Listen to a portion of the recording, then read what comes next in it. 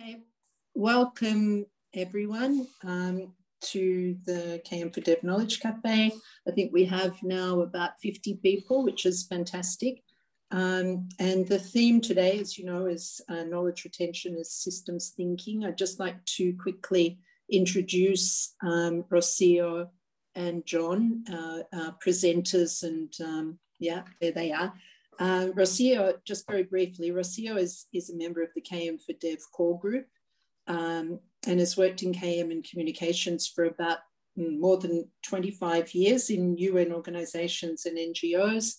In more recent years, she developed a significant amount of knowledge and expertise in the field of knowledge retention, after completing an MA at Kent State University on knowledge retention in international organisations. John is an organisational development and knowledge management practitioner and trainer with more than 20 years of experience, including as head of organisation development at BA Systems in the UK, now based in Washington.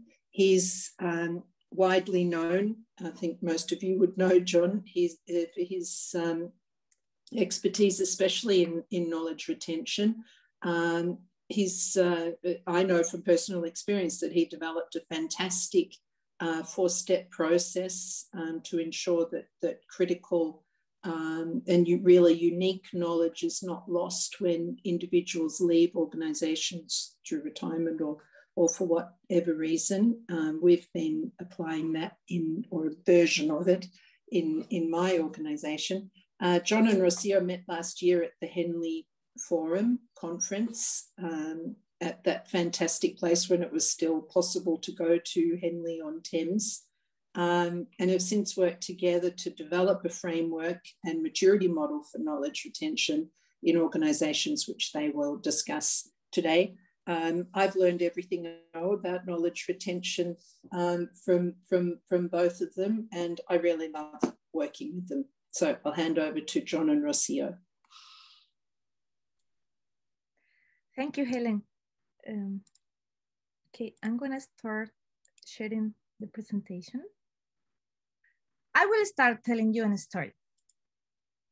In the book, The Lost Knowledge, David DeLong tells the story about NASA. You all know how Neil Armstrong went to the moon in 1969. But what you may not know is that NASA spent a lot of resources, time, people during many years to send, to invest and learn more to go to how to go to the moon. But for 30 years, there were nothing. Some people say there were other priorities. There were the space shuttle, the space station, the Columbia disaster.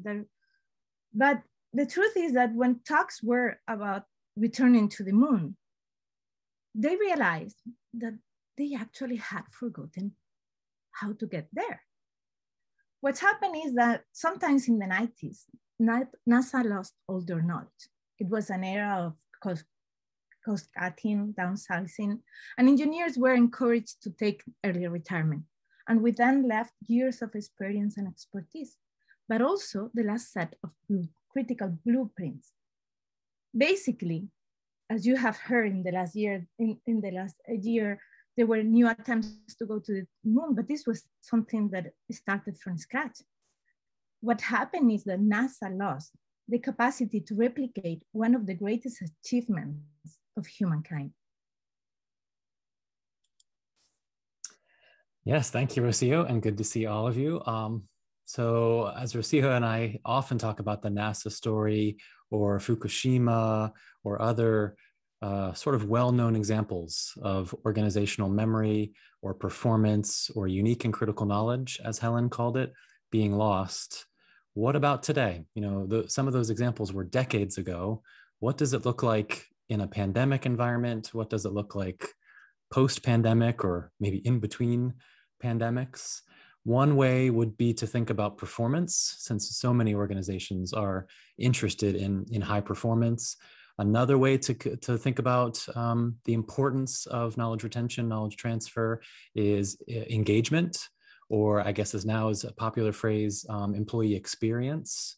What does it feel like when you're part of an organization where there's a care and an effort and a mature practice for knowledge transfer, knowledge retention? So Rocio, how did we get started on that? So yeah, let's go back to the beginning. What we're gonna look here is basically a little bit understanding of what we take for what we understand for knowledge retention. Then we will show you the framework and the maturity model and how we thought the process should go.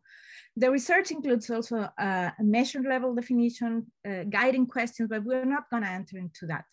We want to thank, because this is also not only our work, it has a lot of feedback from many people, and these are the names of those who has participated in the review, in the peer review that we have done. Some of them you could see. Helen is one of them. There is also here among us Sarah or John Lewis.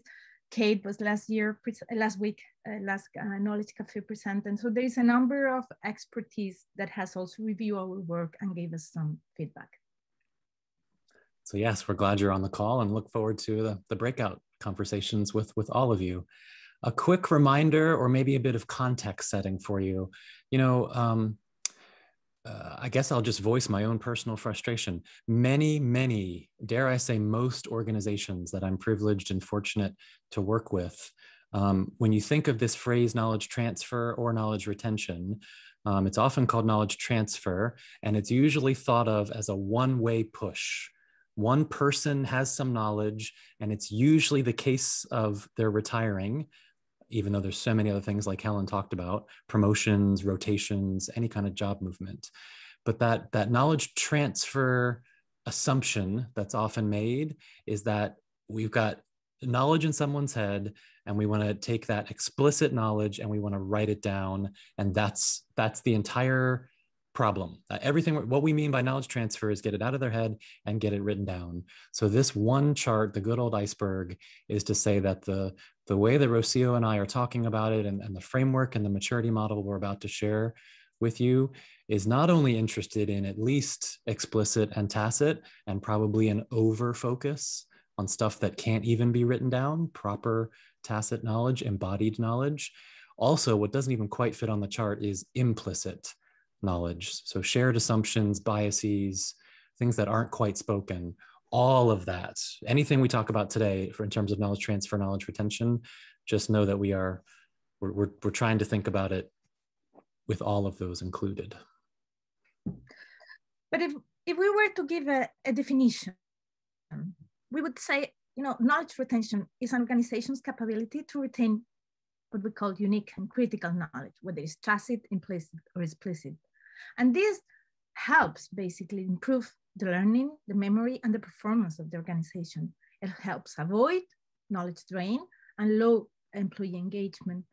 And when you plan it, you need to think that you want to do it just before the knowledge goes, during the time the knowledge is about to leave, or just after. Why? Well, we thought that when we target knowledge retention, we need to think about what is the scope. Is it the person? Is it a group of people? Is it the roles, the tasks? What is the purpose, or what are the reasons behind? Is it the organizational memory and learning? Is it innovation or co-creation? Is it, as John was saying, retirement or job movement? There is example of working on retention to ensure a culture of collaboration, expertise development, building relationships or networks. So when you plan your retention, you need to think also, what is the level of engagement this organization has? Is it, just the program team? Is it the middle manager? Is the board? Is the executive? Is the senior management who is involved? And how you're gonna do it? Is it in person? You need to do it virtually? Is it a blended approach? What is it that you're targeting? Is it the individual that is leaving? Is the project, small groups, departments, programs, organizational level, or even across organizations? So when we do that, we think about the how. And we think about, again, we want to look at the explicit and the tacit and implicit knowledge. So we take the framework and we think, okay, There is a number of guides, a number of techniques, processes, and tools that you need to develop that are already available when we design the framework. But there is also a number of issues that we can count on. If you're going to assess the maturity, you need to think that it has to be flexible and user-focused. So you compare yourself with yourself where you want to go, because each organization is unique in their own way. You need to follow the standards of ISO.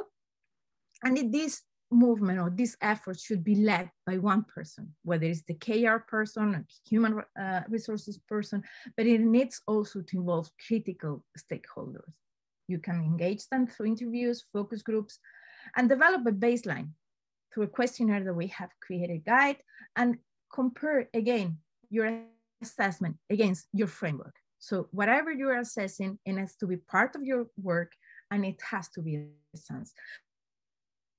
Because at the end, what we're looking at is we're looking at how to provide a single and consistent approach when we look at the framework, and how we assess the current status and see where can we improve, what are the areas we can make to help improve. And at the end, what we want is to see what is the knowledge that needs to live on and how we can make it proper.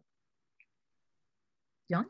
And it's not easy. We don't want to try and set an environment or set an expectation that you can walk into any organization and just, without even any resistance or challenges at all, you could just set up knowledge transfer or a culture of collaboration or knowledge sharing. So we tried to pull together a slide of some of the real language, some of the phrases we literally hear as we walk into organizations, the pushback on knowledge transfer, knowledge retention. So lack of buy-in, of course, in the upper left, I imagine a lot of you are familiar with that.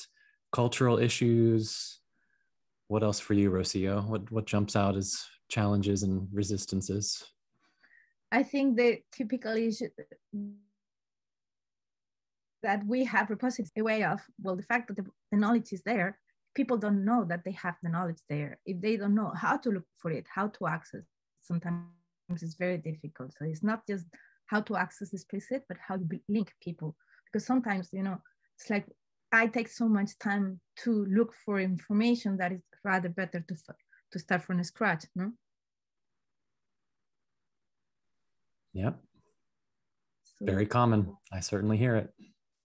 So then, here is our next big slide. This is the two things we're very excited to share with you. What we've done, Rocio and I were so excited, as Helen said, when we met at Henley, and we got so excited about the knowledge transfer, knowledge retention work we do. And it took us months and months to sort of find a little niche, a little gap where there are lots of knowledge management frameworks and there are lots of knowledge management maturity models. So the bigger umbrella of KM as a field. But as Rocio and I were chatting and having fun, you know, having virtual coffees together, we thought, isn't it fascinating that maybe it's out there, but we had never seen a knowledge retention framework or a knowledge retention maturity model. And I am purposefully calling it knowledge retention in the hopes of holding on to knowledge, as opposed to, again, that assumption of knowledge transfer where it's one person assumed to be pushing or one-way transfer. So here it is. This is our first attempt, and we would love your feedback on the framework before Rocio shows you the maturity model. And again, because it's a knowledge cafe, I'm going to do this very quickly. So apologies, it's going to be so quick, but see if you like this. So we've created a suitcase diagram here, and there's 3 columns to it. And this is to try and show, again, going into these organizations where they say, yes, this person is retiring. Can you go interview them and write everything down for us? And please give us the document when we're done. And just over and over and over seeing that's what people think, that's what organizations believe knowledge transfer is. So this framework is to say, okay, yes, or maybe there's a different way of looking at knowledge retention, or knowledge retention programs might be the language I would use. So we've kind of looked at other KM frameworks and other, non-KM frameworks, IT frameworks and diversity and inclusion frameworks. We thought for knowledge retention, these 3 buckets fit really well. Creating awareness and understanding as one big bucket, and there's a few pieces underneath that. Then, in a somewhat linear way, defining the purpose and stakeholders for knowledge transfer, knowledge retention. And then, because often we're monitoring learning and evaluation experts as well as KM experts. Of course, not forgetting to improve, learn, and measure knowledge retention as we go. So just really quickly, some of the sub-bullets. Under creating awareness and understanding, what we mean by that is that buy-in that we just talked about on the last slide. It is so common that either executives or senior leaders or whatever type of organization you're in aren't bought in, or maybe employees and individual contributors are not bought in. There's often resistance to, I don't trust knowledge management, I don't trust knowledge retention, I don't have time and money for that. We don't have a lot of time, but knowledge management and org culture are to say, there's probably already some knowledge transfer happening inside your organization. It might just not be called that. So maybe we don't need to start from scratch. Maybe we can build on what's already happening.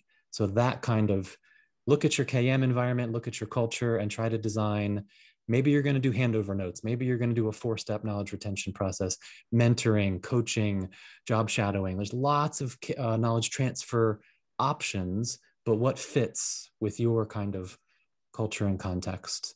And then, yeah, not to step through all these boxes here, but it can be bigger than one single process or one single approach for knowledge transfer. So as opposed to a knowledge transfer project, it can be a knowledge transfer program with lots of approaches built in quite a strategic way. And that's what the purpose and stakeholders are trying to say is think big and broad about what you're trying to do with knowledge retention. And then, as I guess I already said, feedback, learning, and measurement as part of the program, not as an afterthought or, oh yeah, we just did one knowledge transfer team, we should probably measure and see if that worked. We're trying to say, let's build that into the framework of anything we do in a knowledge retention program.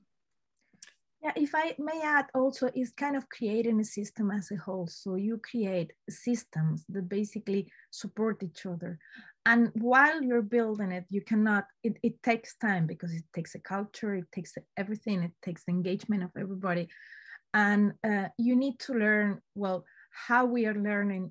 We are just creating a process of improvement. What we're learning is the feedback helping us to improve. So the idea is that, yes, at the end, the framework creates like a holistic approach to retention. I passed? Okay. So this is the maturity model. If we were to look at the maturity model, we took this definition just to see, well, it's about the degree of formality and optimization of processes.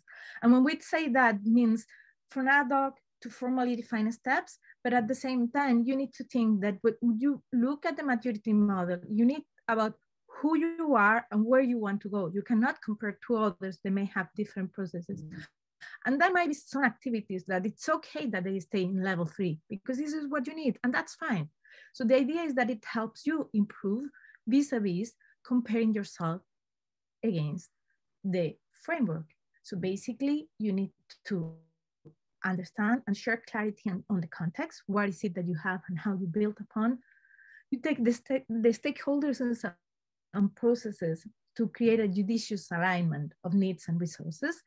And the last part, again, is just basically sustainable checks and balance. Looking at these weren't just pretty PowerPoints either. We, Rocio and I really did some hard work here. We were so excited when, do you recognize awareness and understanding, stakeholders, and improvement? Those come straight from the framework. So we did the 5 levels of maturity as opposed to 4 or 6. We put a lot of thought into that. And then you checked with all the peer review we did. And then we said, wait, isn't it fun?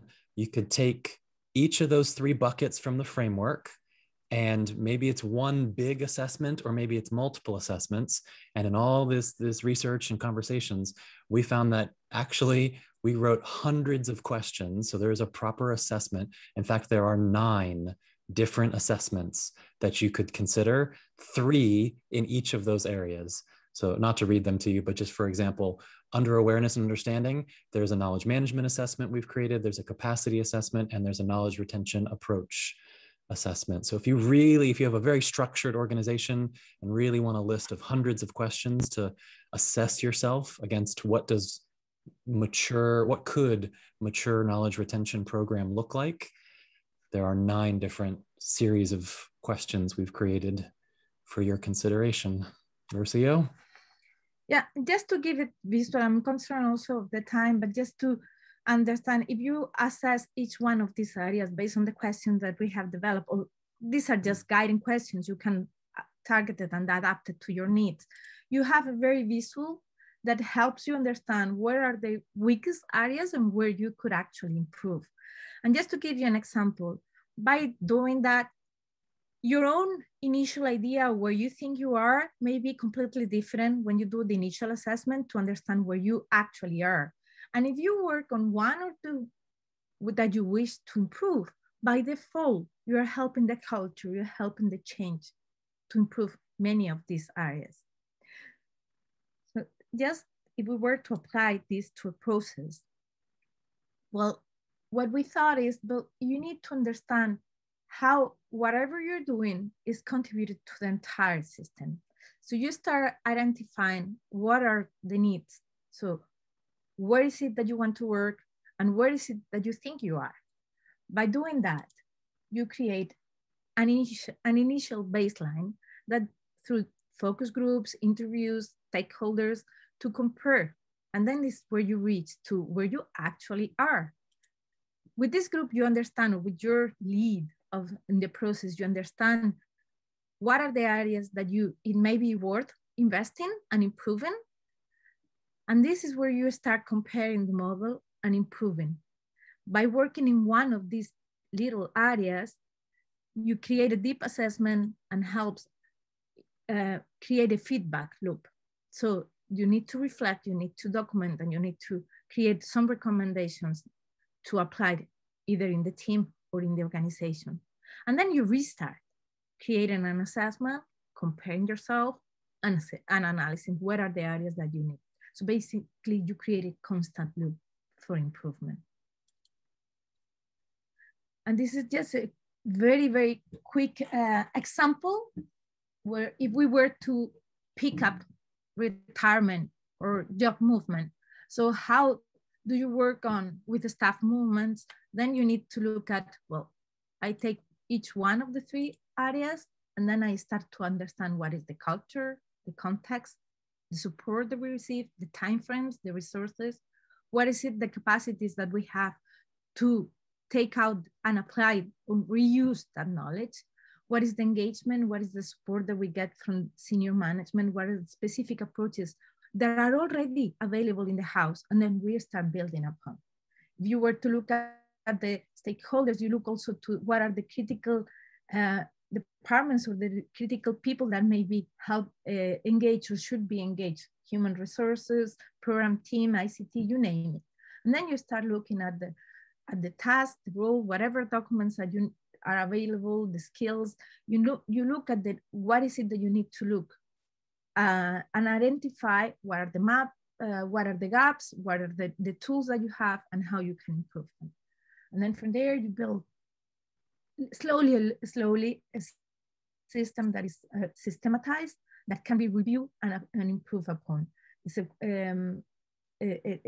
system that you can measure and a system that is sustained on itself. John? Sure, we've got a few examples just to make sure we're thinking about the same kinds of things. If you want to go to the before, during, after. Oh, okay, jump straight to, okay, great. So then, yes, I think we're ready to jump into cafe mode. I realized that was a lot, so hopefully it resonated a little bit, but that's our question for you is, given that all that information and thought and research we just shared with you, does it resonate with you? Or if you'd like to talk about what does knowledge retention look like inside your organization, if that's a more specific question for you. But I think Rocio and I are going to join you in the breakouts, and we'd love to talk about it further.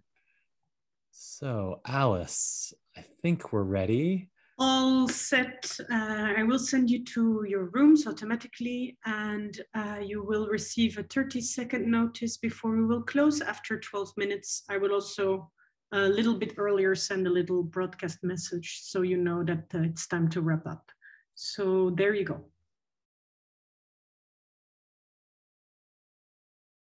Same instructions for the next round, just different groups. And sending you all to the rooms now. Thank you. Thanks. No problem. This is that moment where if we were in a room together, this is where you pretend like you're walking from one table to another. Bringing your coffee together, yeah. Yes. Stretch and take a breath.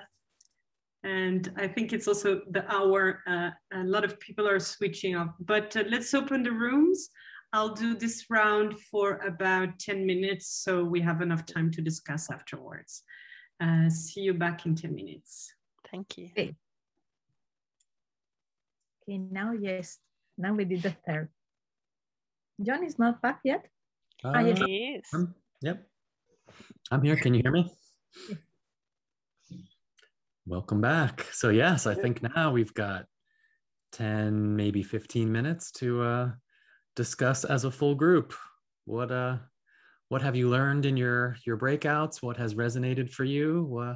Who would like to continue the conversation as a full group? I can go. I will start by Please. saying, oh, John, okay, please carry on. No, Sandra, please go ahead. All right. So what I believe is knowledge retention is not something you do during your exit interview. It is something you do throughout the employment of anybody in an organization, right? And the framework, they've given it a lot of thought, and it's pretty impressive. And I'm waiting to get my hands on the framework and try it in some organizations. Yes. Thanks, Sundar. John? Yeah, so thanks to meet you, John, my namesake. Yes, nice name. Thank you. So I'm based in Nairobi, working for International Committee of the Red Cross. But in my other lives, I've worked for government, in the military a little bit, and also consultancy. My takeaways from this is the framework is impressive. We need, it has elements of change management inbuilt. And so when we speak about, for instance, awareness, I know there is a lot behind the slides that could not have been mentioned because of time and everything. But then awareness is heavily laden.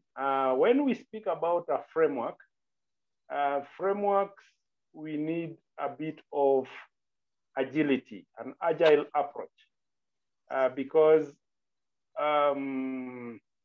we wouldn't want to box an organization into a universal framework, so to speak. So we say that this is the starting point, but we need to contextualize it because knowledge is contextual, the domain is contextual, and so on and so forth. So the persons in charge need to be aware of the framework as a broad guide, but then be able to adapt, and then be able to be agile in the implementation process. So that is it. And then one last reflection is knowledge retention is easier when there are conversations, when there is physical proximity. Now, for globally distributed organizations like the one I work for, or now that we have COVID-19 disruptions, I'm working from home actually.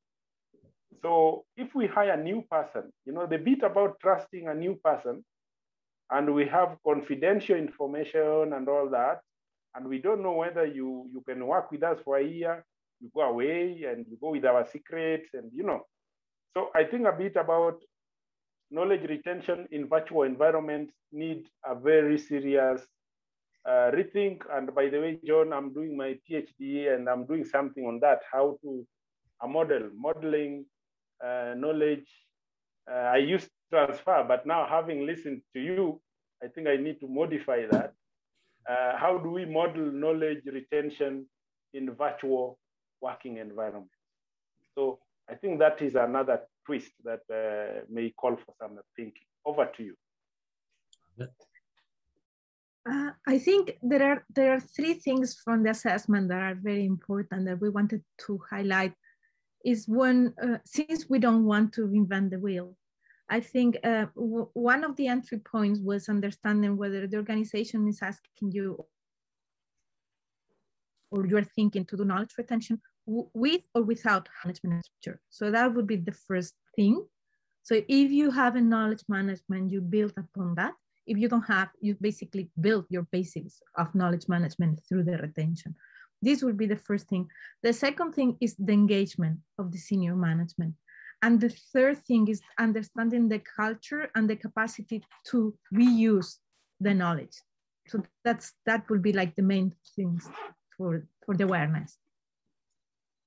Yeah, and then if I jump in a little bit too, I like I like big strategic thinking and big frameworks, and then sometimes I like to jump into very tactical, tangible things. And yeah, John, to your point, and you know what, Sundar too. One of the simplest things I've started doing in virtual environments is whether I have got 30 or 60 or 90 minutes in a meeting. I mean, I hesitate to say it can feel like a waste of time, but it's so important to do a check-in and a check-out at the beginning and an end of a meeting, to bring in that human element of I'm struggling or I'm thriving or I'm somewhere in between. Can we just say hello? In fact, I love, I'll quote Catherine Woods has this quote you may have heard. She says, are we in a meeting or are we being met? And I really like that tone of, I think knowledge transfer, knowledge sharing, knowledge retention is more likely to happen if I feel like I'm being met, especially in a virtual environment. Does that spark anything for anybody? Yes, I wanted to share my own takeaway, and one is that this is an excellent tool. It does seem to me that the environment under which it is working needs to be one where knowledge management is already in place. Otherwise, you might find it extremely difficult to capture the knowledge of individuals. And I think this is what John Dury was saying, where trust has not yet been fully established, or individuals are living and they are very angry at that particular point if this has not been a continuous process.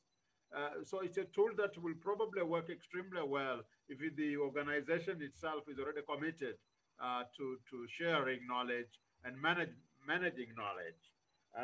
And that it shouldn't wait until the last moment, but rather it should be part of the continuing process and part of the monitoring of individuals who might be leaving, and they should accept it, hopefully, because it has been the culture of the organization. And if there's already knowledge management, then this should be part and parcel of what the organization is doing. I think that's the main takeaway.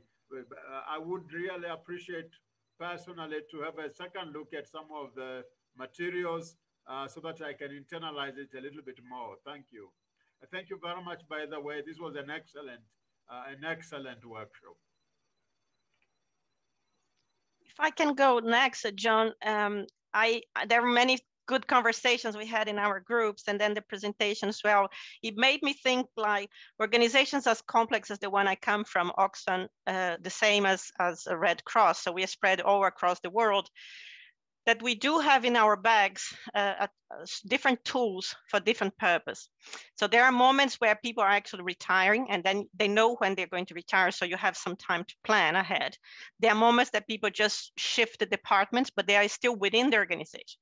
There are moments that people leave because they want to leave, and there are moments that they leave because they were made redundant. It's a very different circumstance. And as Jonathan was saying, the personal element of knowledge transfer, knowledge retainment, it's super important. And I wonder if one tool could be storytelling, that you do storytelling as a way of living, not because the person is leaving or thinking of leaving or retirement, but you have this as part of your approach, your day-to-day life, that people are excited about a new solution they found. They had created a body of knowledge for something that they're proud, and they would like to, to share it. And then you use those stories as a way of, motivating people to share and transfer and retain that knowledge. I don't know if anyone here had tried that, building stories with people as they go along in their programs. like to know that. But it would be interesting for us to collect those type of tools, what to do for different purpose. Agreed. And in fact, you. that's why we started with the NASA story, I think is our very first slide, to come from a storytelling, story thinking.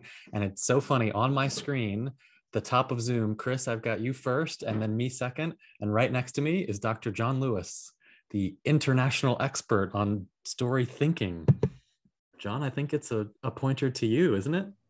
Yeah, let's see. Am I the third or fourth John to talk today? I know. Correct. So got to work on that. I thought that was an excellent point, because we know we're wired for stories.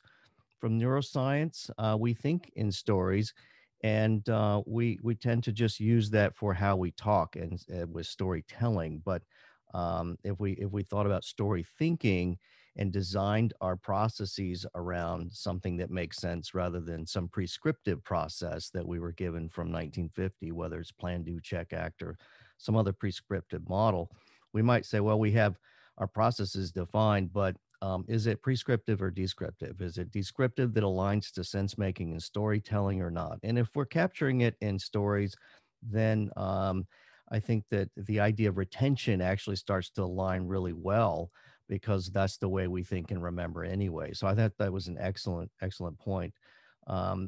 So the question I had, John and Rocio, actually really super presentation. And John mentioned earlier, these aren't just pretty slides, I think you said. So bravo on that. We need some knowledge capture, retention, and sharing on how you make such beautiful slides, by the way. Was wondering if you, when I go back to the slide where you had some reasons, and I love the reasons, they had to do with, let me see if I can find that, organizational memory, innovation and co-creation, networks and relationships, a great list. It sounds like a list that KM people would come up with. And when I think about selling this to the business, and the other great point you made, which is this is about a program, not a project, and getting ownership by the business, what transitions you make in that list of reasons, like how you tie this to business reasons, like innovation, I think they would get. Retirement and job movement would probably tie that directly to the cost of hiring, and the cost of relearning and knowledge walking out. But I was curious if when you actually use this, what kind of questions you get from the business side, and tying this to measurements that they're looking at. I certainly have a lot of thoughts, but Rocio, did you or anybody want to share? I guess business cases is kind of the question. I personally don't come from I haven't done much in private sector, so okay. I wouldn't. Okay, so yeah, I can jump in a little bit. I worry, I talked a lot in the third round, so the number one business case is the retirement business case. And I'll tell you, I can even go a little bit deeper on that. There's usually someone or some group of people that have just recently left from an organization, and because most organizations are so hierarchical these days, it's a quite senior person that feels pain. There's physical, emotional pain from somebody or some group leaving. And they basically say, that can never happen again.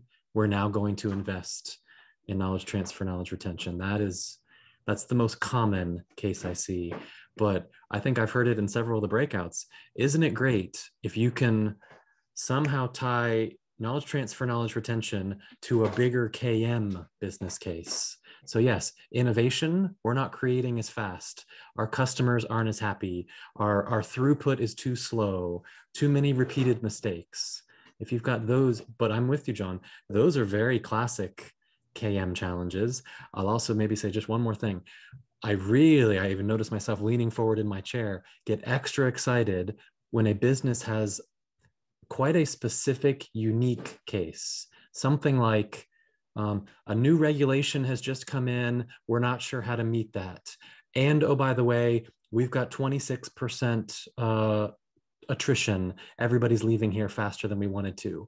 our most major customer is upset. What I'm trying to paint a picture of is there's some kind of at least complicated environment, probably even a complex. There's moving pieces, and they're trying to say knowledge management, knowledge transfer is not the solution. It's a piece of the complexity that we would like to place in. Those are my, because now you're in complexity thinking. Now you're not trying to say, I've got the solution to all your problems. You're trying to say, let's make this part of your initiatives and your effort, and let's measure it. Yeah. Let's see what happens. That's perfect. Yeah. It's not a 3-step program always, right? Exactly. So, exactly. Yeah. And at the end, you know, I come from the UN, from the development world, but one thing that I have seen in the last year is that basically the context is changing. You have all these baby boomers who are leaving. You have more contractual, less staff.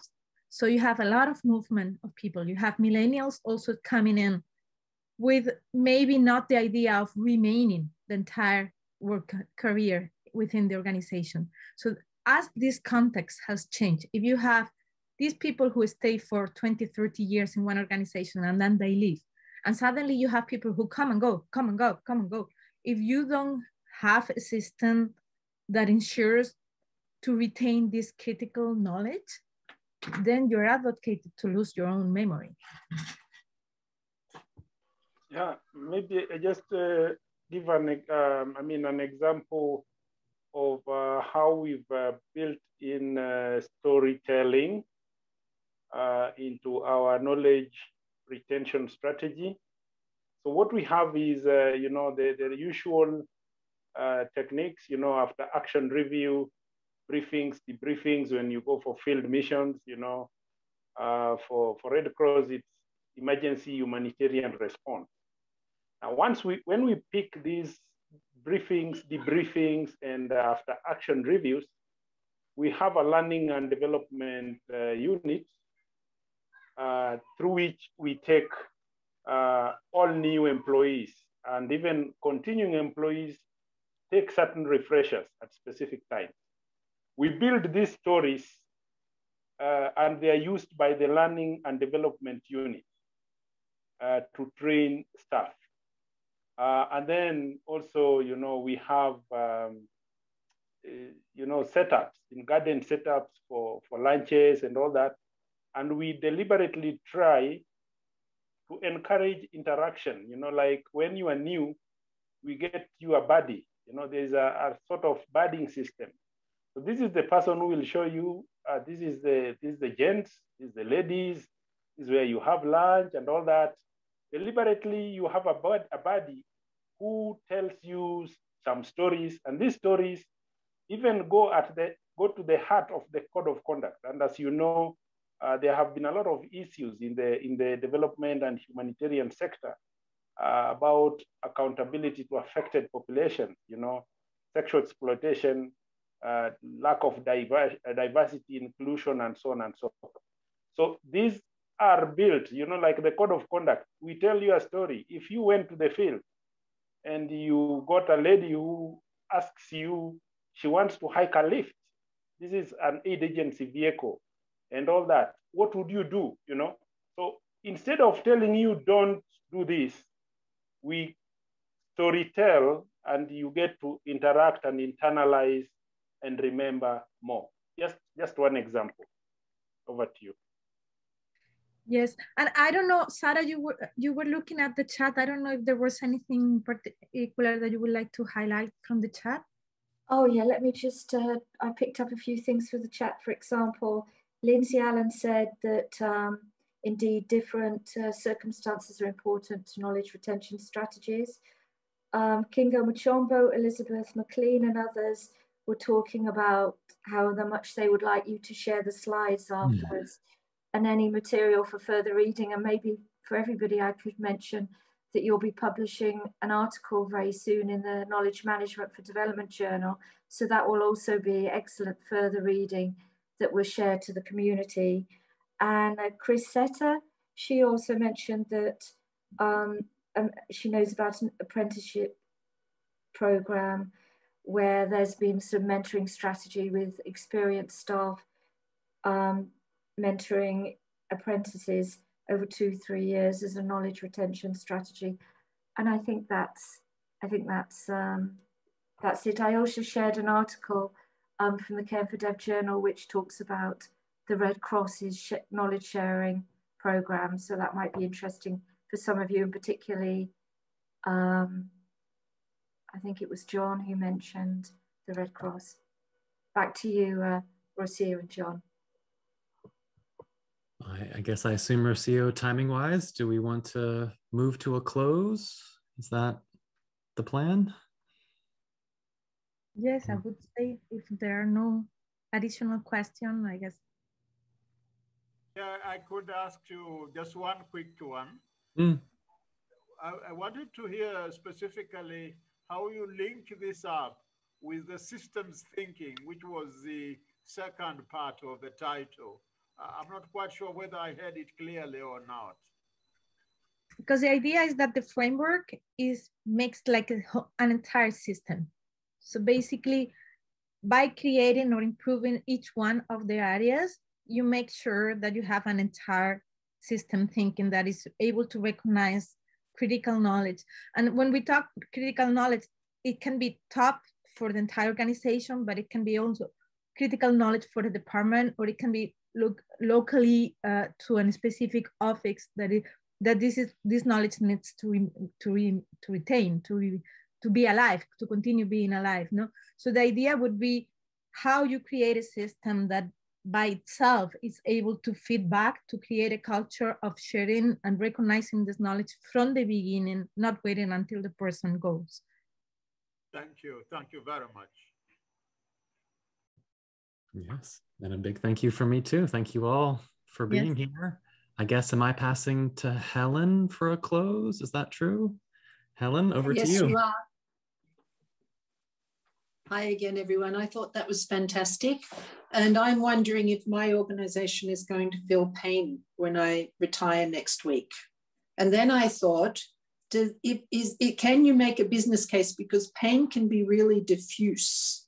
You don't know where it is. Secondly, you can cover it up with paracetamol.